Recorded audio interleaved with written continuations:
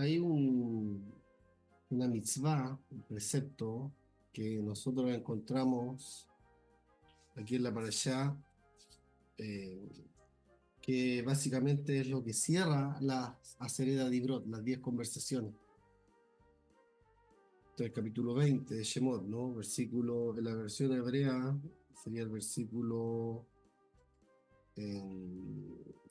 14.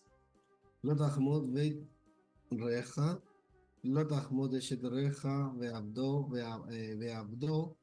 ואמתו ושרו וחמורו וכל אשר לרעך. Que tiene que ver con el isur, con la prohibición de la codicia. Ya no codiciarás. ¿Ok? Y esto ya básicamente cierra lo que nosotros conocemos como hacer Dibrot, y luego en la repetición, es decir, en la repetición de la Parashá Ba'et Hanan, en el libro de Devarim, el libro de Deuteronomio, capítulo, capítulo 5 de Deuteronomio, versículo 18, aparece de nuevo, Velot Ahmot Eshet Reeja, no codicia a la mujer del compañero, Velo Titabe Beit Reej, y no desees, ni desearás.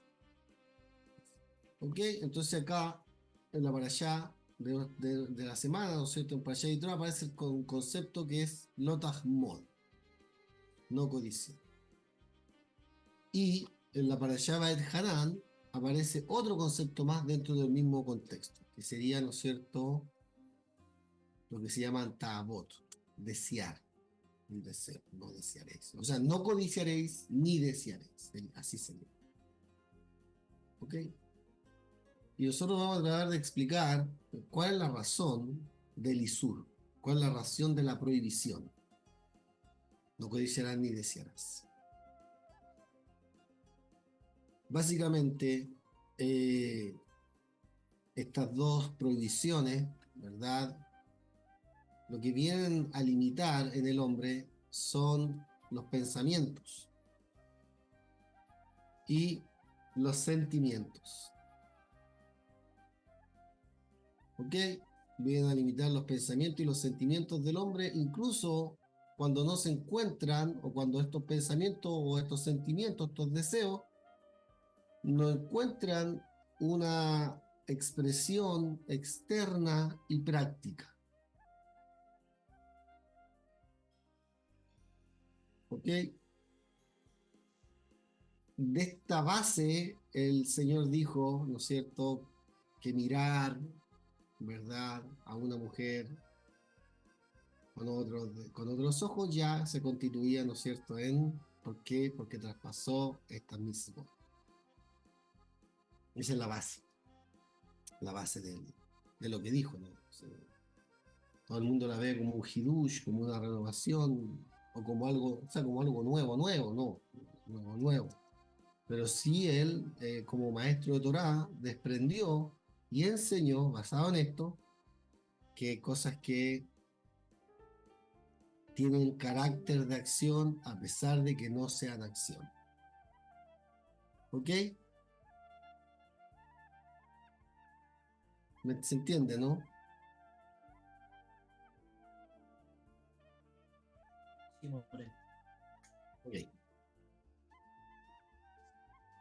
Entonces vamos a presentar aquí, en el Shiur vamos a ver tres interpretaciones diferentes de la razón de la prohibición. O sea, ¿por qué Hashem prohíbe algo? ¿Por qué prohíbe esto? ¿Por qué prohíbe aquello que está en el ámbito del pensamiento o en el ámbito del sentimiento, el deseo? Eh, ¿Cuál es por qué lo hace así, no? ¿Cuál es la razón?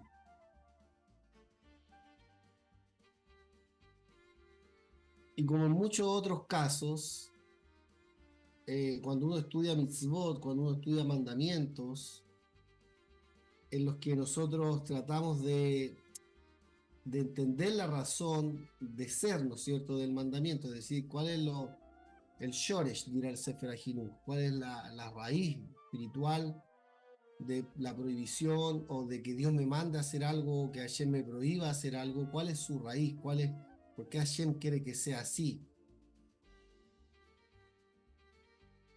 A pesar de que podemos ver diferentes percepciones de un mismo tema, no necesariamente son contradictorios, sino más bien en la mayoría de los casos son complementarios, es decir, no hay una sola raíz para que un hombre pudiera determinar esta es la razón por la cual Dios dio el mandamiento, sino que pueden haber muchas más. ¿Ok? Escribe el Rambam en el Mishneh Torah, en Ilhot Gezelah Ve'aveidá, en las leyes que tienen que ver con el robo. Dice el Rambam que estas mitzvot están precisamente para distanciar a la persona del robo y finalmente del asesinato. ¿Ok? Así escribe el Rambam que el deseo, la ta'avá, lleva a la codicia. El deseo lleva a la codicia. Hay un caso en la Torá, en el capítulo 3, de que aparecen estas dos expresiones, ¿no? Donde la Torá dice que la mujer vio y vio la mujer, ¿no? Así dice, ¿no? Baterea y ya quitó para él le mahal ki atava ku.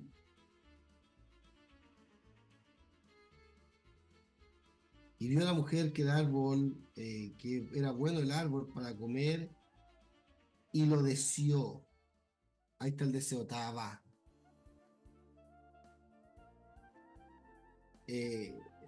Jule enain, benehmad aetz leaskir, y que era codiciado, era deseado para los ojos, ¿no es cierto? Ahí está la expresión tava. Benehmad, y ahí está la palabra tahmot. Benehmad aetz leaskir.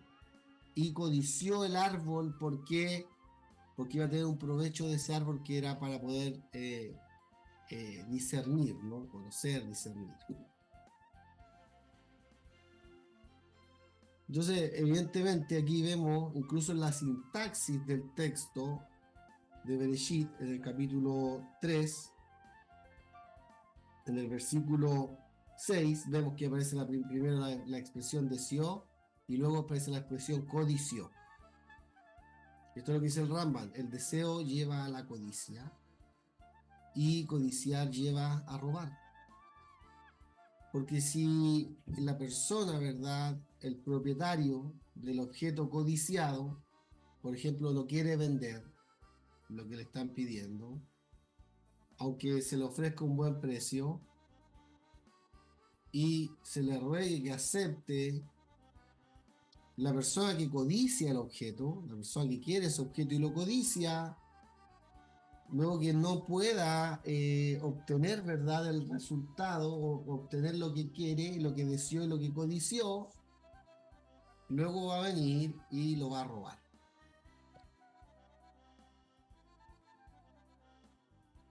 Esto lo aprendemos de precisamente lo que escribe el profeta Miqueas, el profeta Mijá, en el capítulo 2, versículo 2 de este profeta, ¿no?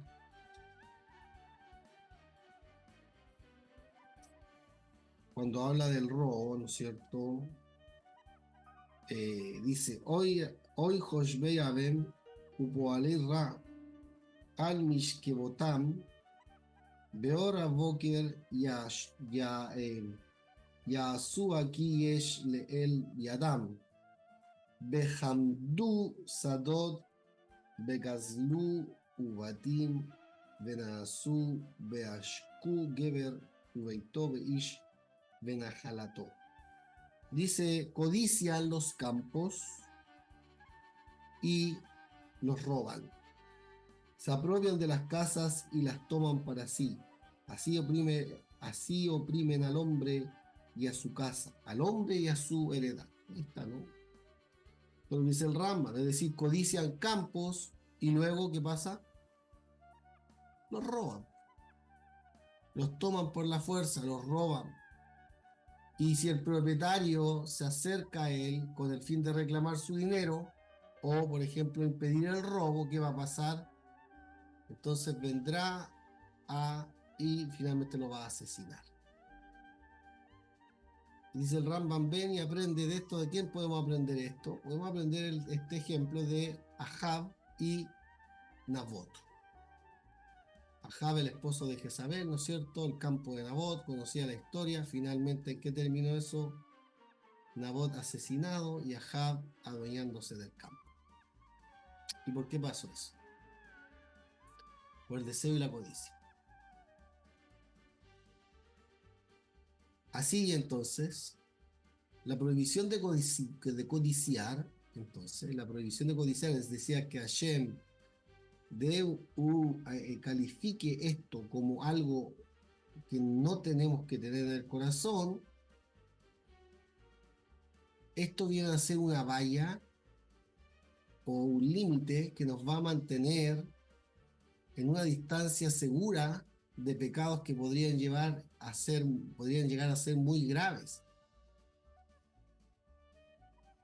y que la persona podría desviarse del camino de la Torá y que pudiera incluso causar daños muy graves a los demás, el robo, ¿verdad? Y demás, incluso el asesinato, ¿no?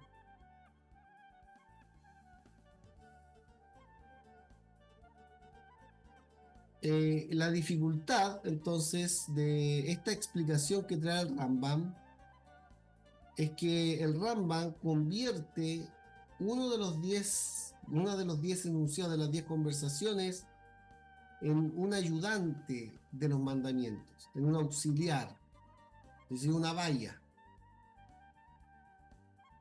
que de los mandamientos que lo preceden. ¿Cuáles son los mandamientos que lo preceden? No matarás, no robarás, no adulterar, no cometerás adulterio, no robarás. Antes de la mitzvah, ¿verdad? Antes de la mitzvah, de lo tajmod está las otras tres. No matar, no adulterar, no robar. Entonces, si entendemos el mandamiento de lo tajmod como una valla, como un siaj, como un cerco, ¿verdad? Si lo entendemos así, que protege de los otros pecados que son graves, entonces la prohibición pierde su propio significado independiente. O sea, pierde su particularidad. ¿Se entiende? O sea, ya es como lo estamos alineando a estas otras mitzvot, y entonces ya esta mitzvah como mitzvah no tiene una particularidad propia, sino que es producto de todas estas otras mitzvot.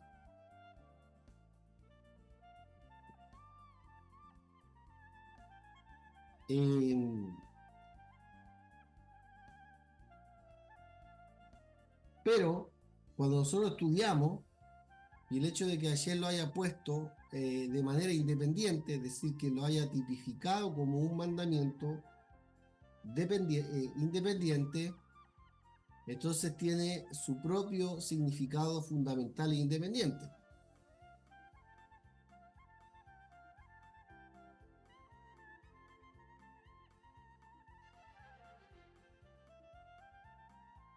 Nosotros también podemos explicar en este sentido que el concepto de lo tajmod, no codiciarás, la Torah dice que todo lo que le pertenece a tu prójimo, la esposa, la mujer, ¿no es cierto?, la casa, la propiedad, etc. aunque este sentimiento, ¿verdad? Aunque ese sentimiento esté oculto, ¿verdad? Porque la codicia es algo que no se revela, no, no es algo que está ahí que todos lo ven, ¿no? Y está oculto en el corazón de la persona que codicia, ¿no? Y en ese momento no se logra distinguir en absoluto en sus acciones lo que hace la persona. Es considerado por la Torá, es considerado por la Torá como perjudicial para el prójimo. O sea, es algo malo, es algo que finalmente, pues eso es un visur. Porque a pesar de que está dentro tuyo, nadie lo está viendo, nadie está examinando eso, todo eso va a ser perjudicial. Y nuestros sabios en la Guemará, en el Tratado de Baba Batra, ya en los pasajes iniciales, los primeros pasajes de Baba Batra, primeras hojas del Tratado de Baba Batra, nos enseñan que una persona puede incluso dañar a su prójimo con la mirada, mirando. Y ese daño causado por la mirada también se considera daño. ¿Qué quiere decir esto? Nosotros sabios, que como se puede causar daño con la mirada, está prohibido entonces hacerlo, mirar. ¿Qué significa esto? Si dos personas comparten el mismo patio,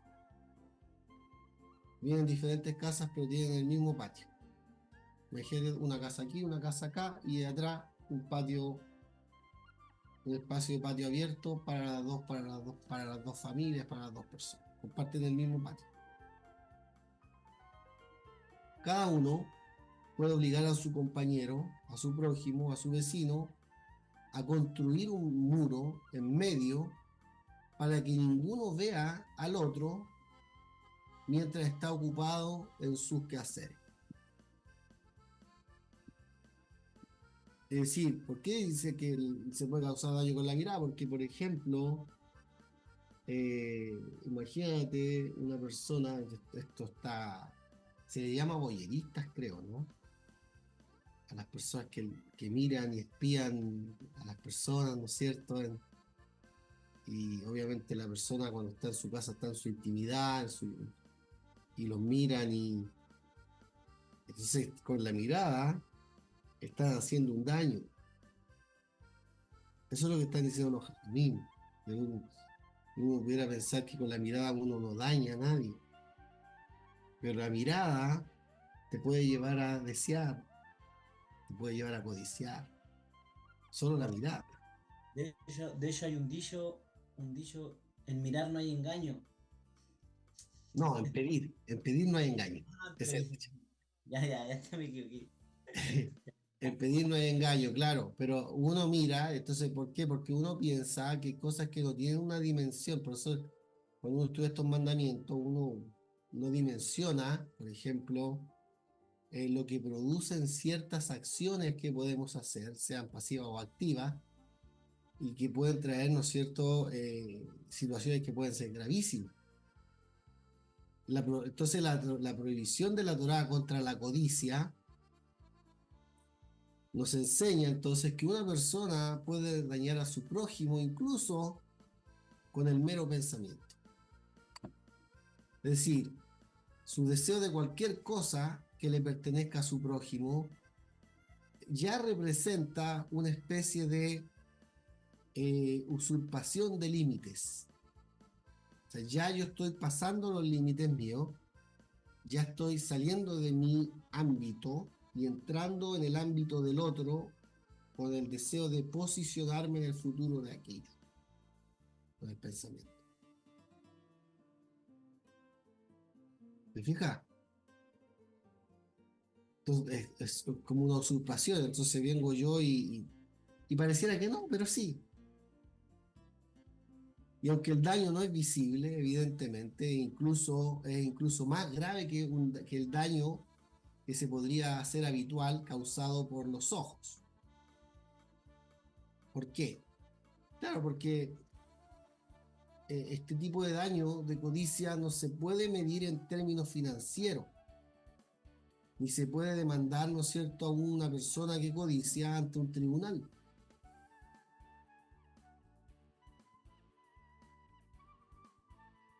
Pero se prohíbe aquí, en el último de los libros, en la última de las libros, en la última de las conversaciones que Hashem puso, prohibió esto.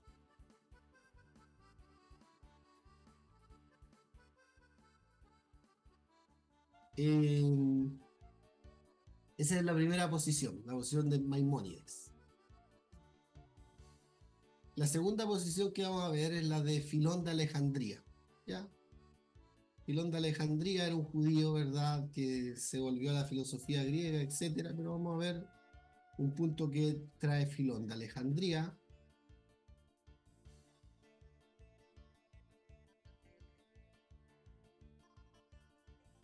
Y de acuerdo a lo que ya hemos explicado, estas dos razones, ¿no es cierto?, anteriores que explicamos, pareciera ser que la prohibición de Lotahmot, de no codiciar, se explica como una forma de proteger al prójimo de posibles daños causados a su propiedad por la persona que codicia, ya sean daños reales que pueden producirse como resultado de la codicia o daños ocultos que existen en el fondo del propio deseo. Porque en el fondo todas estas cosas son ocultas y al final del día te van a llevar a algo, a una actitud, a una forma, a un comportamiento, y todo eso una persona podría pensar que pasa piola. Pasa así como... ¿Te fijas, no? No, yo voy a la caja y tengo envidia, tengo celo, tengo malos deseos de cosas.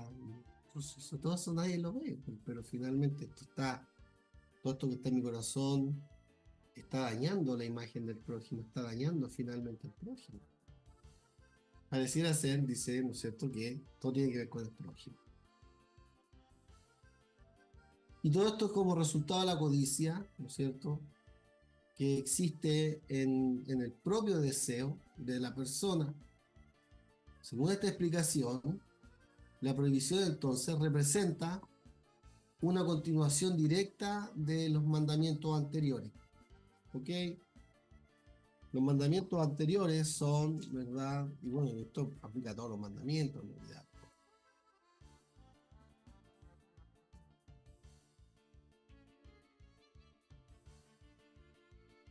Sería Lotit Zah, no asesinarás, Lotinaf, no adulterarás, Lotit no robarás, no robarás. Lota Neve Raehat Sheker, Sheker no presentarás falso testimonio contra tu prójimo. Lotahmot, ok, ahí viene el Lotahmot. Entonces, no asesinar, no adulterar, no robar. Serían todos resultados de esto, ¿no? Y estarían presentados el Lotahmot al final para cerrar un punto, ¿no? Y obviamente bien, de acuerdo a la primera postura, sirviendo de valla para impedir su transgresión. Y de esta manera se eleva entonces la prohibición de la Torá. O sea, se va a elevar. O sea, antes de robar, ya tengo el mandamiento de Lotahmot. No codicia. Entonces robo porque codicia. El deseo y la codicia, no sé, son para apropiarme de algo que no.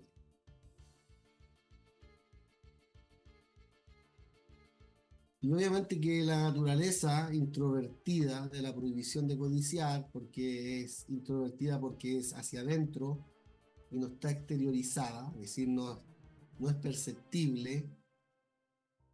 Entonces el isur, la prohibición, se va a establecer dentro del mundo interno de la persona, en el mundo emocional de la persona, y que ese mundo emocional de la persona da lugar a otra posible explicación también. Esta prohibición básicamente pretende educar a la misma persona que tiene problemas con codicia y poder llevarlo a un nivel de pureza espiritual libre de esos deseos que están prohibidos, ¿no? Malos deseos. Es decir, no es al prójimo a quien la Torá quiere proteger aquí necesariamente. ¿Por qué? ¿Qué daño, y esta es la posición, ¿no? ¿Qué daño de Filón? ¿Qué daño pueden hacer los pensamientos codiciosos de otra persona? Sobre todo porque hay personas que en realidad desean despertar la envidia en sus vecinos, ¿verdad? O sea, que desean que se produzca envidia en ellos. Más bien, la persona que codicia es a quien el mandamiento viene a proteger. ¿Por qué? Porque nuestros sabios enseñaron el tratado de Avot, la Sejet Avot. ¿En qué Avot?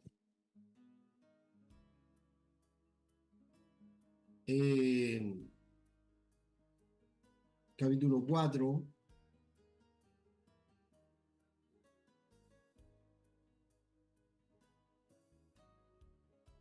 4:21.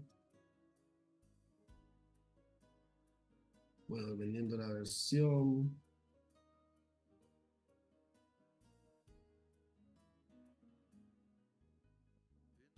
Pero, dice nuestros sabios, los celos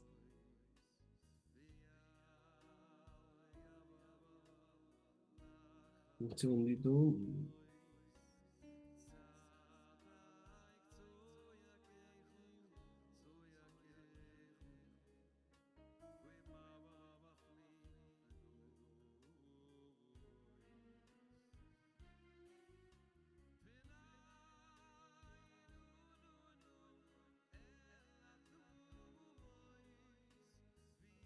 Un segundito, Javier, para ver la cita. Bueno, pero es que depende también la versión.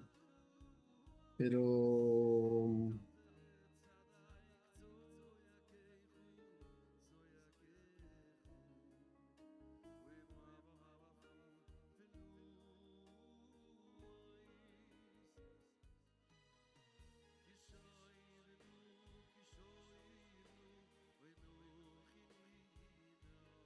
ya bueno, pero dice la Mishnah dice, los celos y los deseos y el honor, la búsqueda de honor, alejan a la persona de este mundo.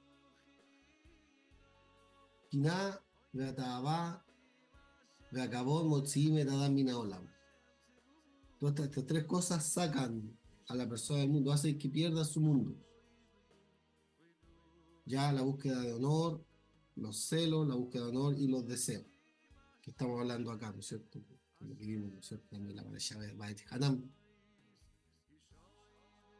En esta línea de interpretación, esta mitzvah de Lotahmot, de acuerdo, ¿no es cierto?, a Filón de Alejandría del siglo I, pensamiento de este Filón de Alejandría en su tratado sobre el Decálogo. Esta breve obra sirve entonces de introducción a los cuatro libros de Filón sobre las leyes esenciales, sobre las cosas que son esenciales para la vida, en las que él mismo clasifica todas las mitzvot de la Torá como detalles de los Aseret Dibrot. O sea, en los Aseret Dibrot tenemos todas las mitzvot de la Torá. Se desprenden, se puede sacar todo de ahí. Cada mitzvah y mitzvah se va a derivar de uno de estos 10, de estas 10 conversaciones. ¿Ok? Entonces las Aseret Dibrot son principios, son kelalot, son principios, y el resto de las mitzvot son prat, son detalles, son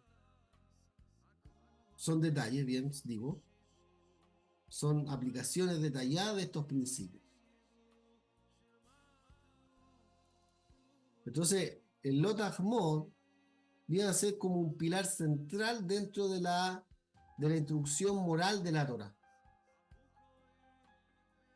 Porque comienza abordando el aspecto individual de Filón comienza abordando el aspecto individual del mandamiento, atendiendo a la educación espiritual y a la elevación propia de la persona, es decir, es una base para la sociedad, es una base esencial que reprimamos o que saquemos estas cosas de nuestra vida, de nuestro carácter, para que podamos vivir en sociedad. Y ese trabajo parte por uno mismo.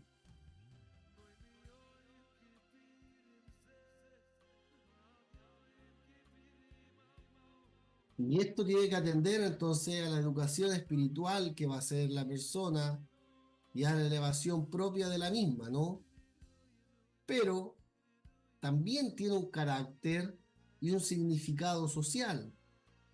La familia, la tierra, toda la humanidad pueden ser destruidas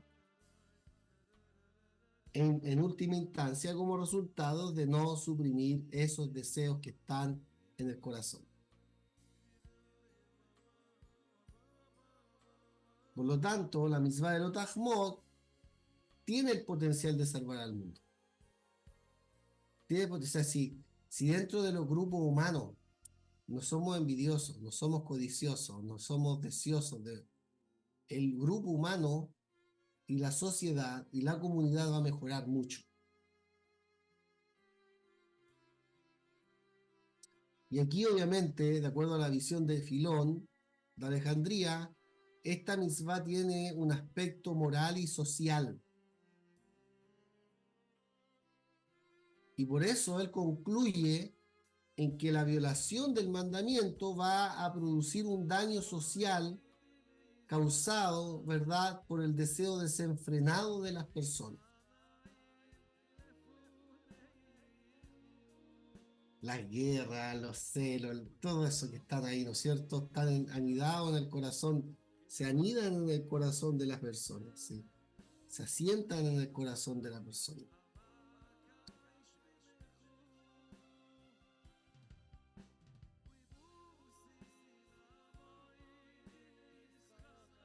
Y obviamente el Filón dice que todo, incluso cuando estudiamos toda la Asereta de Ibrot, todos estos principios generales nos van a servir como reglas y como guía y enseñanza esencial de todos los demás mandamientos que nosotros podemos derivar de la Torá.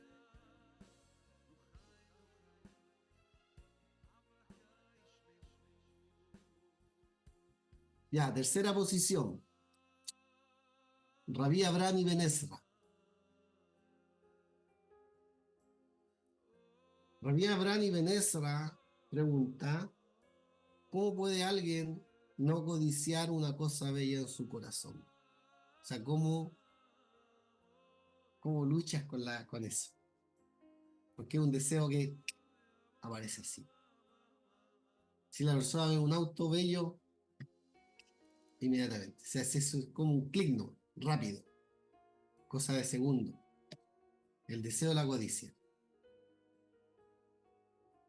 Entonces, ¿cómo podemos luchar o cómo vamos a luchar con estas cosas que están naturales en el hombre? Entonces, lo que vamos a hacer nosotros ahora, vamos a tratar de ver,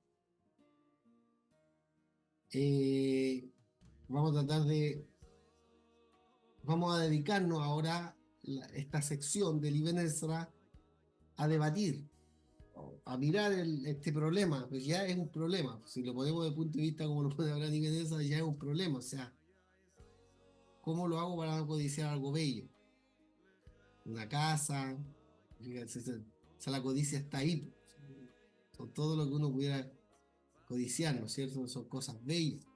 Y vamos a debatir un problema abordado en varios lugares por Abraham Ibn Ezra. Y el problema tiene que ver con esto. ¿Puede realmente haber una mitzvah? ¿Puede ordenarse a una persona que no codicie lo que desea su corazón?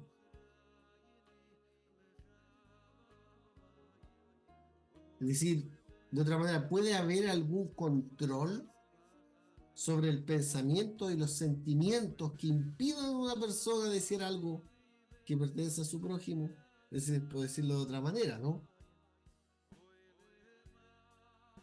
Hay que entender que esto lo podemos plantear tanto en términos psicológicos, desde la naturaleza humana, desde cada persona, como también filosófico, es decir, desde lo que hay detrás de toda esta situación. Y lo primero que tenemos que decir, y este es lo que viene hablando Ibn Ezra, ¿puede una persona evitar que su corazón codicie? Eso es lo primero. En segundo lugar, ¿hay pecado solamente por tener un pensamiento?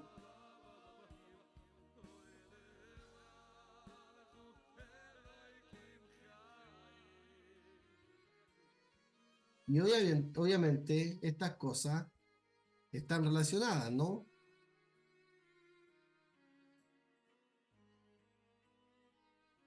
Si una persona no puede evitar codiciar, entonces no puede considerarse pecado, porque es algo natural en él. ¿Se entiende? Entonces, de acuerdo a la evidencia, lo vamos a estar estudiando. Entonces, en cuanto a la cuestión filosófica, Abraham Ibn Ezra escribe en su comentario sobre la mitzvah del Sefer de Barín.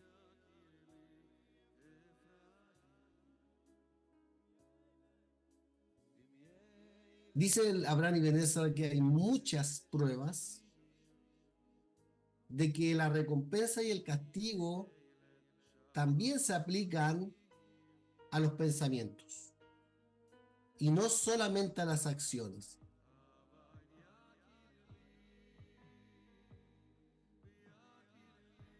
Aprendemos de un pasaje en el libro de Mishle, en el libro de Proverbios, capítulo 6, versículo 18. Dice el texto allí: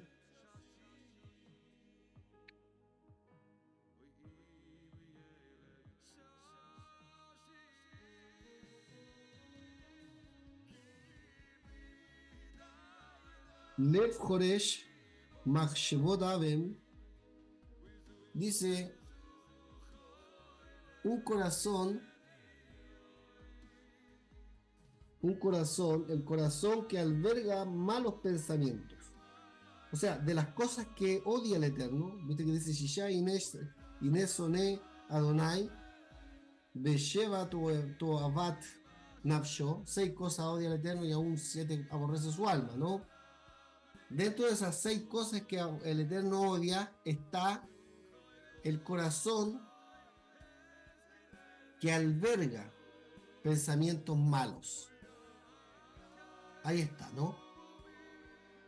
O sea, aquí está hablando del nivel de los pensamientos. ¿Se entiende, no?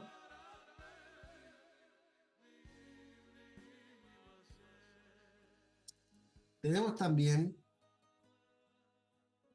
en Divrei Hayamim, en Crónicas, Segunda de Crónicas, capítulo 6, versículo 8.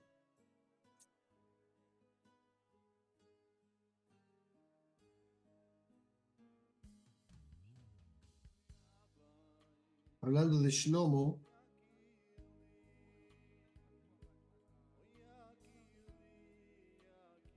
y hablando del sentido de lo que está en el corazón, ¿ya? El pensamiento. ¿Qué dice? David, dijo el Eterno a mi padre David, Yan asher hayaim levaveja livnot bait lishmi etivotá ki hayaim levaveja.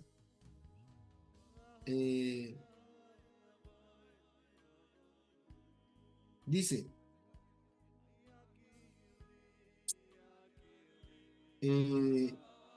dice, pero el Eterno dijo a mi padre, como estaba en tu corazón el construir una casa para mi nombre, es bueno que estuviera en tu corazón. Quiere decir que el pensamiento que estaría representado por el corazón, con los deseos y todo esto, cuando hay cosas malas, el Eterno las aborrece, ¿verdad? Las odia, como dice Michelet, pero también pueden haber cosas buenas. Por eso el Abraham Ibn Ezra dice que una persona puede ser recompensada tanto en los pensamientos, por los pensamientos buenos, como también castigado por los pensamientos malos. Es lo mismo.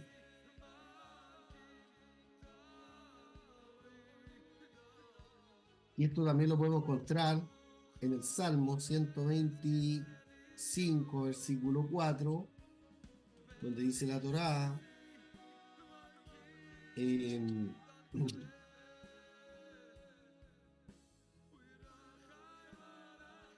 Eitivá Adonai letovim, belisharim, bilvotam.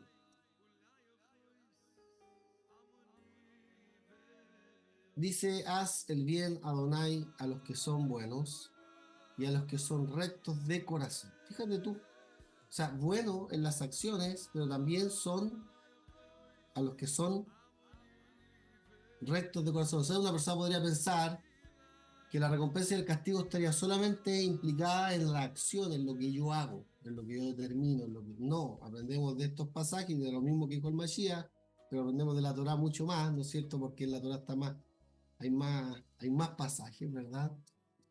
Que el Eterno considera las acciones y también el corazón.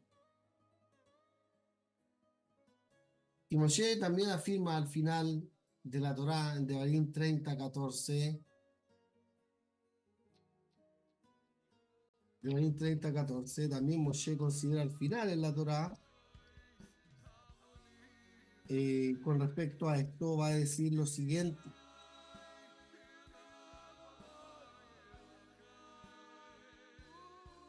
Dice, Kikaroba eleija, Adabar meot befija, ubilbabeja la azotó. Dice que la palabra, porque está cerca de ti la palabra, muy cerca, en tu boca y en tu corazón, para que tú la hagas. Ahí de nuevo tenemos, ¿no es cierto?, involucrado, ¿verdad?, el corazón. ¿Por qué? Porque el propósito principal de todas las mitzvot es enderezar el corazón.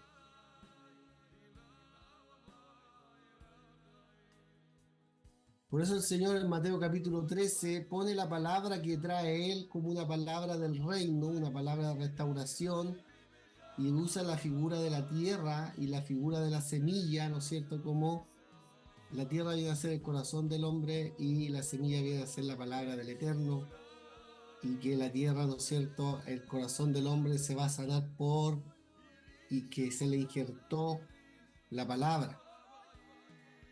La palabra, dice Santiago, implantada en vuestros corazones. O sea, que la palabra se planta en el corazón. Se siembra con la boca y se planta en el corazón. Entonces, el propósito de la mitzvot, principalmente, es que todas las mitzvot están para que el corazón del hombre se restaure, se enderece. Y por eso, y evidentemente esto se hace claro por el hecho de que, de acuerdo a la ley judía, nosotros distinguimos entre el que peca intencionalmente y el que peca por error. Es decir, va a depender, no solamente se juzga la acción, sino se juzga el corazón. Una persona lo puede hacer misadón, con intención, como dice al final, se dice al final de Parashá Shelach Lecha, capítulo 15 del libro de Bamidbar, personas que hicieron Beyad Ramá, con mano alzada, ¿no? O sea, pecaron con intención, por rebeldía, abiertamente, el corazón se volvió, ¿verdad? Se dio vuelta y hicieron. Hay personas que pecaron sin intención, es decir, por ignorancia, y que el corazón no estuvo involucrado. Es decir, cuando se tiene que juzgar un caso, se considera el corazón, no solamente la acción. ¿Te fijas?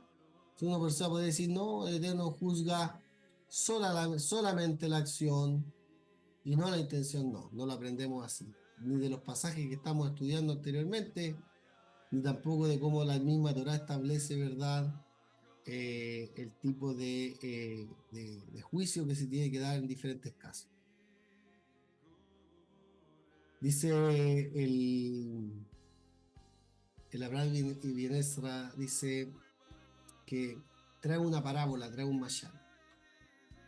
Y dice, sepan que un campesino que está en su sano juicio y que ve a una princesa que es hermosa, no la codicia en su corazón para acostarse con ella. ¿Por qué?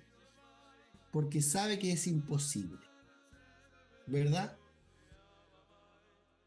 Si tú vas pasando por la calle y ves un auto que vale, no sé, 300 millones, no te da como para codiciarlo. ¿Por qué no te da para codiciar eso? Porque está muy lejos de ti, ¿verdad? El campesino sabe que es imposible codiciar a esa princesa como para poder acostarse con ella, tener alguna intimidad con ella, alguna relación íntima con ella. Y dice el Ibn Ezra, no debiéramos considerar a este campesino como un loco que desearía tener alas para volar al cielo, aunque sea imposible, ¿verdad? Del mismo modo, una persona no desea acostarse con su madre, del mismo modo, ¿no? Aunque la mamá sea linda, aunque la mamá sea hermosa. ¿Por qué? Porque desde su juventud se acostumbró a saber que ella le estaba prohibida. Por eso. Del mismo modo, una persona inteligente debe saber que tendrá una mujer hermosa o riquezas como resultado de su sabiduría o su conocimiento, pero solo si Dios se las asigna, o sea, solamente si Hashem se las da, la persona va a tener, ¿no es cierto?, una pareja, una persona. Por lo tanto, una persona inteligente no va a desear estas cosas ni las va a codiciar cuando sabe que Dios le está prohibiendo estas cosas. Entonces, todas aquellas cosas que, si sabemos de dónde vienen las cosas, si sabemos que hay dos factores, un factor tiene que ver con mi situación, ¿no es cierto? Si soy inteligente y sabio, puede que logre tener una buena mujer y riquezas.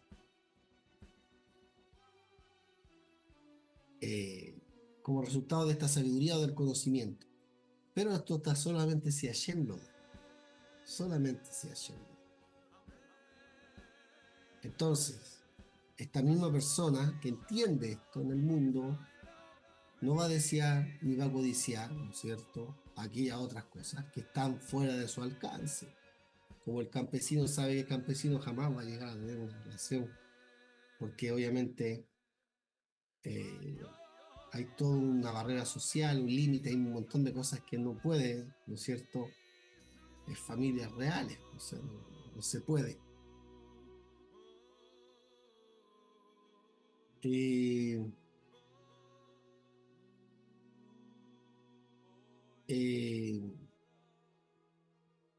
Entonces, todo esto que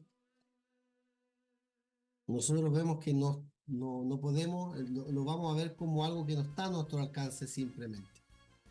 ¿Ok? No está a nuestro alcance. Y pasan a ser, ¿no es cierto?, a los ojos, como aquella princesa, ¿no es cierto?, a los ojos del campesino. Y así, la persona está besameach bejelko, está contento con su porción. ¿Te fijas tú o no? Está contento con su porción. Más ashir, que no es rico, aquel que está contento con lo que tiene.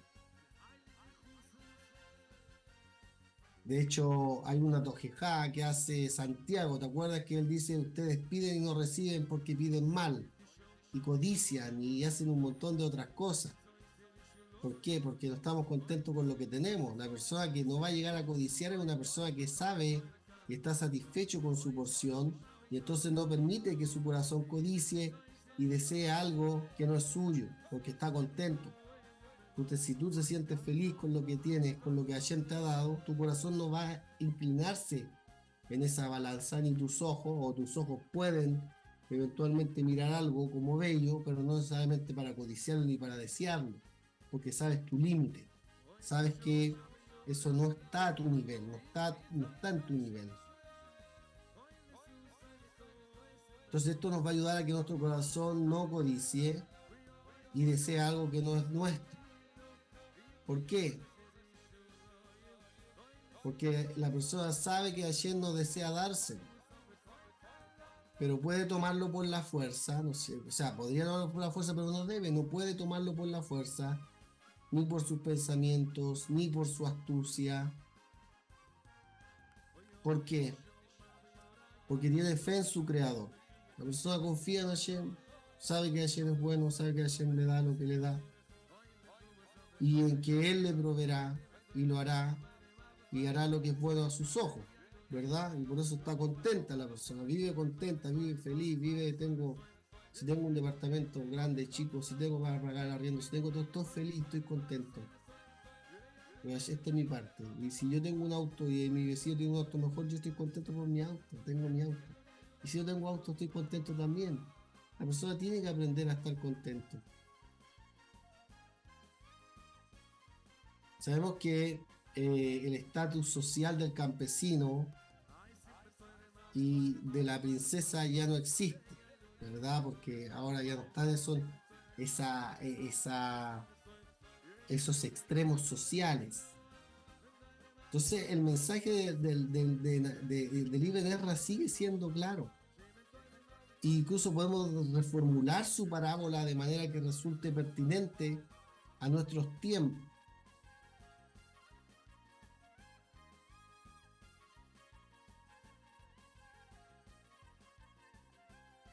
Y obviamente el conocimiento religioso que una persona tiene, obviamente va a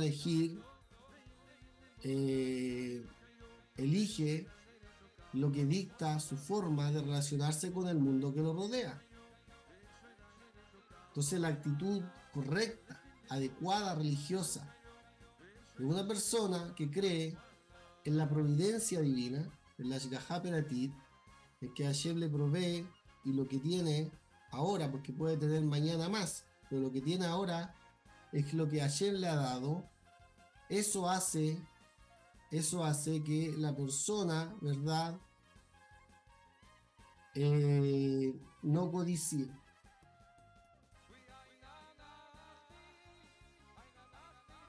En absoluto nada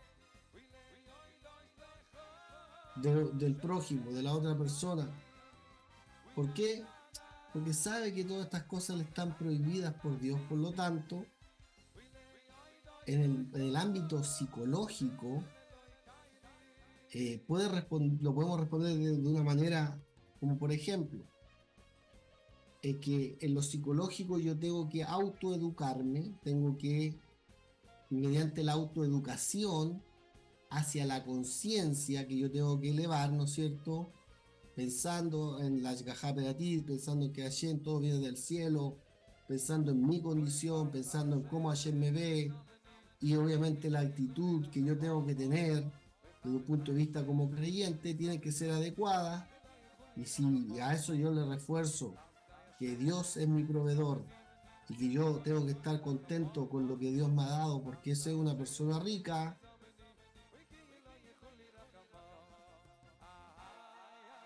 entonces una persona puede mirar cualquier cosa que desee agradable a sus ojos sin que tales cosas despierten en él el deseo de alcanzarlas.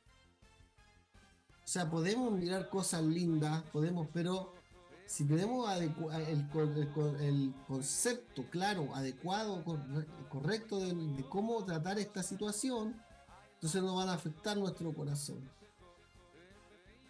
Y de la respuesta que del Ibn Ezra aprendemos que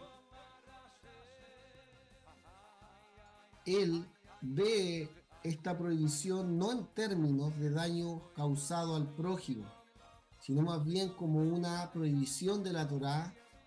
Y en efecto dice, ¿no es cierto?, no codices lo que Dios te ha prohibido y no quieras darte. O sea, y no quieras darte, es decir, no codices lo que Hashem te prohibió, porque Hashem te lo prohibió. Y no solamente eso, sino que Hashem no te lo quiso dar. Son dos cosas. Son dos cosas.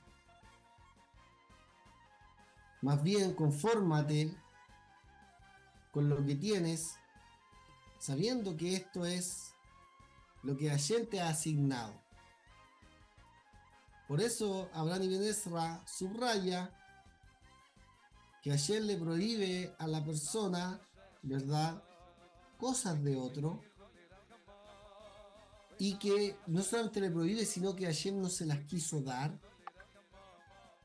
no le quiso dar la propiedad de su prójimo, etc.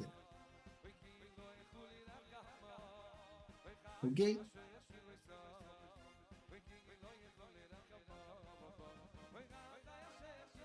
Entonces hay una relación entre el pensamiento de Abraham Ibn Ezra, obviamente, y el pensamiento de Filón. ¿Por qué? Porque ambos sostienen que este mandamiento está destinado principalmente a proteger a la persona a quien va dirigido el mandamiento, del daño de desear, del daño de codiciar algo que está fuera de su alcance. Eso es lo que estamos viendo, ¿no? Y que el objetivo de la prohibición es que todo lo que le pertenece a otro, a quien sea, porque es propiedad misma del objeto de otra persona, lo que hace que el deseo por él sea un deseo por más que lo quiera inalcanzable, es un deseo ilegítimo, es un deseo prohibido. O sea, aquí está el punto, yo puedo mirar y maravillarme de todas las cosas sin que necesariamente entre deseo y codicia en mi corazón, siempre y cuando sepa, confíe, tenga fe en la Haperatit, en que Dios me provee todo. Segundo, que esté contento con mi parte. Ahora, la diferencia entre Abraham Ibn Ezra y Filón de Alejandría, radica en comprender qué esfera protege la Torá de este deseo prohibido. Filón dice que el deseo de lo inalcanzable daña ante todo. Daña ante todo. O sea, la persona pierde su mundo, ya lo vimos, ¿no? En la Mishnah. Y daña ante todo la propia alma de la persona, perjudicando su salud espiritual.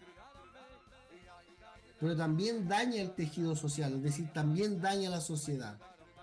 Abraham Ibn Ezra, por el contrario, percibe que el deseo de lo inalcanzable, ¿no es cierto?, de esto que no puede alcanzar, lo percibe como principalmente como un pecado religioso y una expresión de fe defectuosa. O sea, tiene un problema de fe, y la misma de no codiciarás es, por lo tanto, una llamada a la persona para que trabaje en su conciencia religiosa, como también enseña el Soforno basado en Ibn Ezra, es decir, no codiciarás, debes considerar la cosa como completamente fuera de cuestión, porque una persona por naturaleza no codicia algo que está fuera de su alcance. O sea, lo que codiciamos aquello que pensamos que puede estar fuera de nuestro alcance. Al prohibirnos ayer esto no está a nuestro alcance.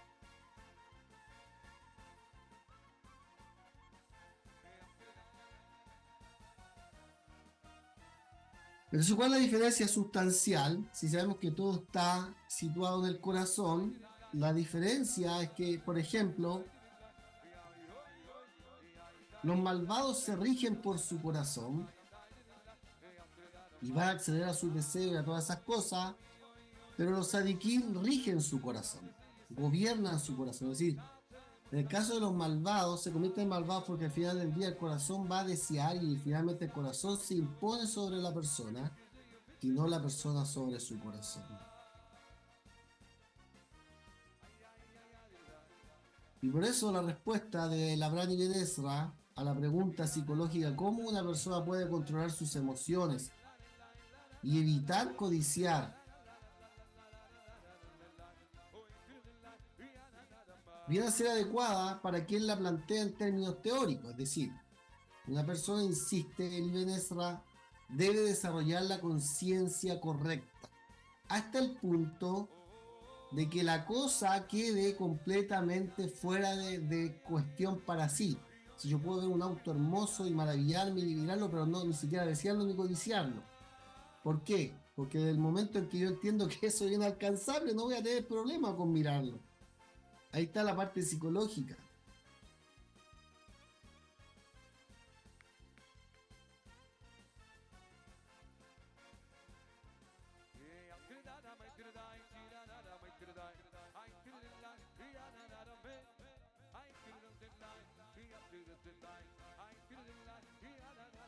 Ahora también, esto también puede alcanzar también un nivel, ¿verdad?, de un conflicto y un problema no teórico, sino más bien como un dificilísimo problema existencial. ¿Cómo puedo no desear este bello objeto en mi corazón? En este caso, no hay tiempo para poder desarrollar la conciencia religiosa adecuada que le impida decir algo que le pertenece a otra persona, porque esa persona ya está complicada. ¿Por qué?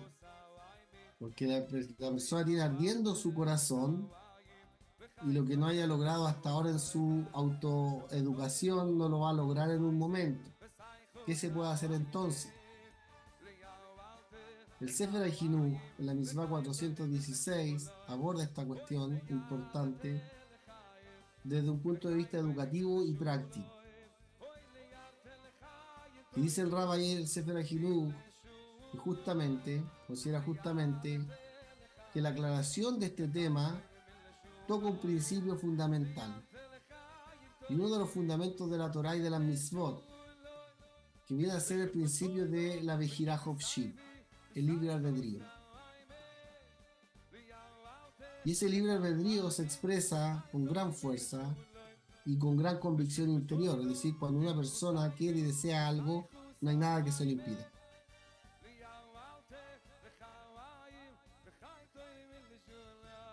Esa es la realidad, la verdad. Es decir, si yo quiero algo, voy a luchar por ese algo.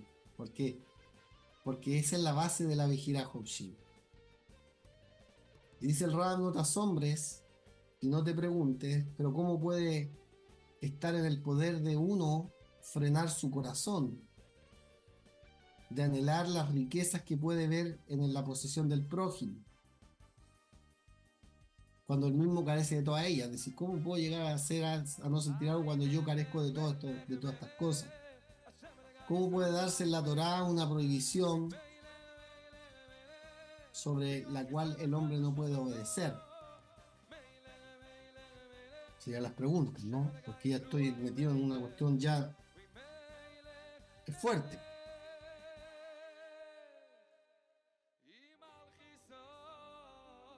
Entonces tenemos que saber que esto no es así. Salvo los malvados y los necios y los pecadores, hablarían así.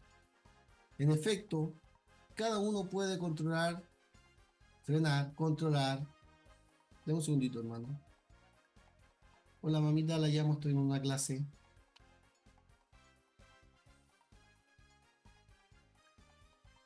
Ya.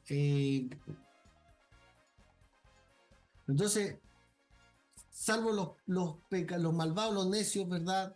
Hablarían así. En efecto, cada uno puede controlar sus pensamientos y sus deseos de lo que quiere. Por eso dice Pablo, dice, en esto pensad. O sea, si yo tengo que pensar en algo, yo puedo elegir lo que quiero pensar. Yo puedo enfocar mi pensamiento, yo puedo dirigir mi corazón a algo.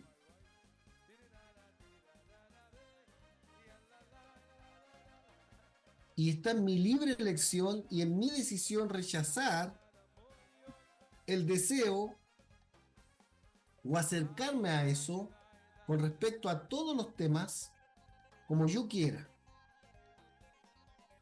¿Por qué? Porque nosotros podemos gobernar nuestro corazón y podemos guiarlo como queramos. Es decir, ningún pensamiento humano, ya sea pequeño o grande, bueno o malo, está oculto para el Eterno, como dice Hebreos capítulo 4, ¿no? Antes, ¿quién? Se conocen todos los secretos. El Eterno es quien busca los recovecos ocultos. Quien ve todos los pensamientos secretos de una persona, nada está oculto a sus ojos. Y Él, ¿no es cierto?, trata a los que transgreden su voluntad en su corazón y hace bondad hasta la milésima generación de los que le aman y se dedican a su servicio en su corazón.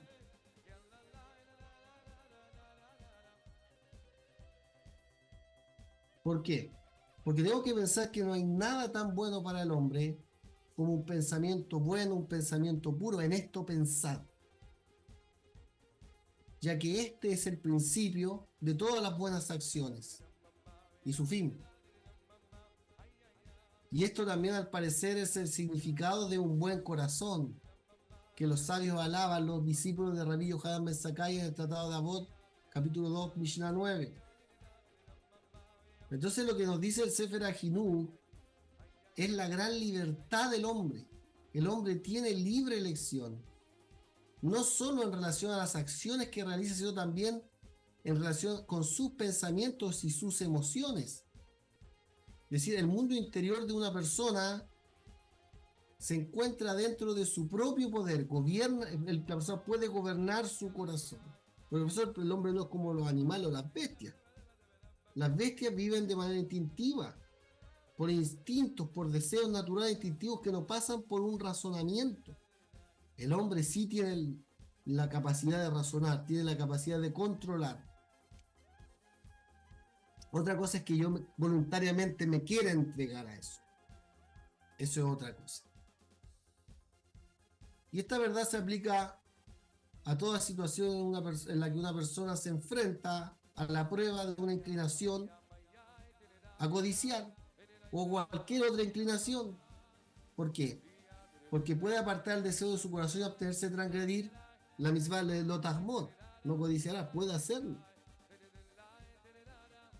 Y esto mismo dice el Midrash Bereshit Rabbah 67.8, que distingue entre las dos expresiones que aparecen en la Torá en relación con dos tipos de personas. Los malvados se rigen por su corazón. Salmo 14.1. Nabal dijo en su corazón. Ahí está el corazón. Bereshit 27.41. Y Esab dijo en su corazón. Primera de Reyes 12.26. Y Jeroboam dijo en su corazón. Pero los justos gobiernan su corazón. Primera de Samuel 1.13. Y Hana hablaba en su corazón. Capítulo 1 de Samuel 27.1. David dijo en su corazón. Daniel 1.8. Y Daniel decidió en su corazón.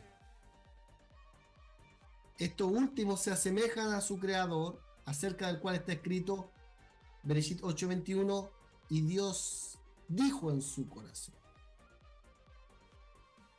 Entonces, esta es la dimensión. O sea, estas mismos tratan un problema que está ahí oculto, que está, pero que tiene que ser tratado, tenemos que trabajar nuestro corazón. Nosotros somos los que tenemos que inclinar nuestro corazón. Expresiones que usa el Sefer Mishle, el libro de Proverbios. El libro de Proverbios habla de este tipo de expresiones, ¿cierto? Cuando dice, hijo mío, si inclina,